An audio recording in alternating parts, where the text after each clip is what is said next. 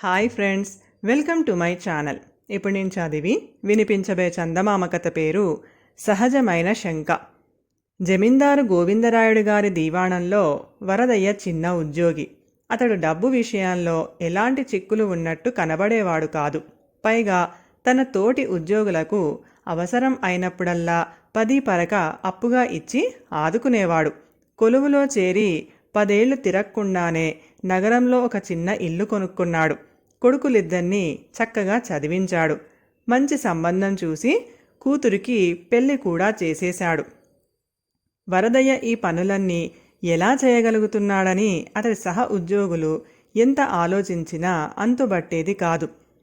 వాళ్ళంతా డబ్బు పరంగా ఇబ్బందుల్ని ఎదుర్కొంటున్న వాళ్ళు. క్రమంగా వాళ్లకు వరదయ్య మీద అనుమానాలు, శంకలు కలగసాగాయి. వాళ్ళు వరదయ్య గురించి రకరకాల పుకార్లు లేవతీశారు. దీవాణానికి పని మీద వచ్చే వాళ్ళ నుంచి లంచాలు పుచ్చుకుంటున్నాడనేది వాటిల్లో ఒకటి. చెంగయ్య అనేవాడు జమీందారు ప్రధాన నౌకరు. వాడు ఈ పుకార్ల సంగతి యజమానికి చెప్పాడు. వరదయ్య లంచం తీసుకుంటూ ఉండగా చూసిన వాళ్ళు కానీ, లంచం ఇచ్చామని చెప్పిన వాళ్ళు కానీ ఎవరైనా ఉన్నారా అని జమీందారు చెంగయ్యను అడిగాడు. అయ్యా, ఆ రెండింటిలో దేనికి రుజువు ఉన్నా ఈ పుకార్లతో పనేమిటి? వరదయ్యను సరాసరి ఖైదుకే పంపవచ్చు గదా అన్నాడు చెంగయ్య. జమీందారు దీవానును పిలిపించి వెంటనే వరదయ్యను గురించి దర్యాప్తు చేసి అసలు సంగతి ఏమిటో వివరంగా తెలుసుకోమని ఆదేశించాడు. దీవాను చెంగయ్యను వెంటబెట్టుకొని దీవాణం ఉద్యోగుల సంక్షేమం తెలుసుకునేందుకు వచ్చిన వాడిలాగా వరదయ్య ఇంటికి వెళ్ళాడు. ఆ సమయంలో వరదయ్య శేఖరం అనే మరొక దీవాణం ఉద్యోగికి డబ్బు ఇస్తూ ఉండటం దీవాను కంటపడింది. దీవాను చిన్నగా నవ్వి, ఏం వరదయ్య, నువ్వు జీతం డబ్బులతో పాటు అంతో ఇంతో లంచం డబ్బులు కూడా సంపాదిస్తూ ఏ ఇబ్బందులు లేకుండా కాలం గడిపేస్తున్నావని చాలామంది అనుకుంటున్నారు. అలాంటిది నువ్వే సాటి ఉద్యోగికి ఏదో లంచం ముట్టజెప్తున్నట్టున్నదే అన్నాడు. ఆ మాటలకు శేఖరం గతుక్కుమన్నాడు. వరదయ్య తొనకకుండా దీవానును కూర్చునేందుకు అరుగుమీద ఉన్న వాలుకుర్చీ చూపించి, అయ్యా, ఈ శేఖరం తోటి ఉద్యోగి కదా, డబ్బు ఇబ్బందుల్లో ఉండి అడిగితే చేయబదులుగా కొద్దిగా మొత్తం సర్దుతున్నాను అన్నాడు.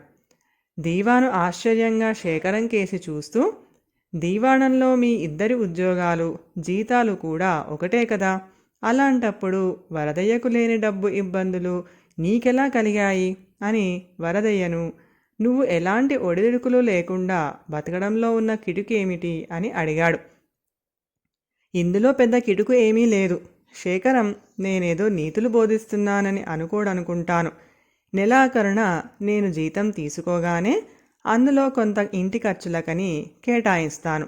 ఇంట్లో ఎవరికైనా హఠాత్తుగా జబ్బు చేయడం లాంటిది జరగకపోతే ఆ కేటాయించిన దానిపైన అదనంగా 1 పైసా కూడా ఖర్చు కాదు. మిగతా డబ్బులో కొంత పండగలప్పుడు కొత్త బట్టలు కొనేందుకు, ఇతరత్రా ఖర్చుకు వేరే ఉంచుతాను. ఈ విధంగా జీతంలో 80% పోగా ఆ మిగిలిన 20% భవిష్యత్తులో ఉద్యోగ విరమణ జరిగినాక ఎవరి మీద ఆధారపడకుండా బతికేందుకు మిగులుస్తూ ఉంటాను. అందులోంచే ఎవరైనా చేబదులు అడిగినప్పుడు ఇస్తూ ఉంటాను అన్నాడు వరదయ్య. బావుంది, జీవితాన్ని ఒక క్రమశిక్షణలో నడపడం అంటే ఇదే.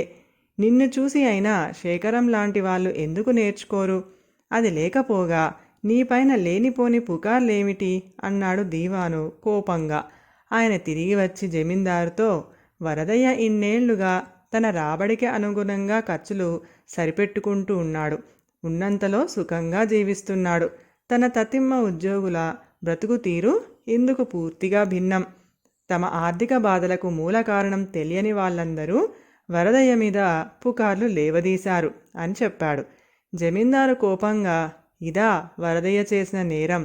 మీరు వెంటనే వరదయ్య మీద అబాండాలు వేసిన వాళ్లను తగిన విధంగా శిక్షించండి అన్నాడు. దీవాను చిన్నగా నవ్వి, అయ్యా, వరదయ్య లాంటి వాళ్ళు చాలా అరుదుగా ఉంటారు. అందువల్ల అలాంటి వాళ్ళు తమ సాటి వాళ్ళల్లో ముందు కుతూహలానికి, ఆ పైన అర్థం లేని శంకలకు కారకులు అవుతారు. ఇది సహజం. అందువల్ల మనం వరదయ్యకు మరికొంత ఉన్నత ఉద్యోగం ఇస్తే అతడి మీద పుకార్లు వేసిన వాళ్లను వేరే శిక్షించవలసిన అవసరం ఉండదు అన్నాడు. ఆ తరువాత దీవాను సలహా ప్రకారం జమీందారు వరదయ్యను దీవాణం నగదు అధికారికి సహాయకుడిగా నియమించాడు. కథ సమాప్తం. ఈ కథ కనుక మీకు నచ్చినట్లయితే ప్లీజ్ లైక్ చేయండి, షేర్ చేయండి. మరిన్ని మంచి మంచి కథల కోసం మా ఛానల్ని సబ్స్క్రైబ్ చేసుకోండి. Thank you.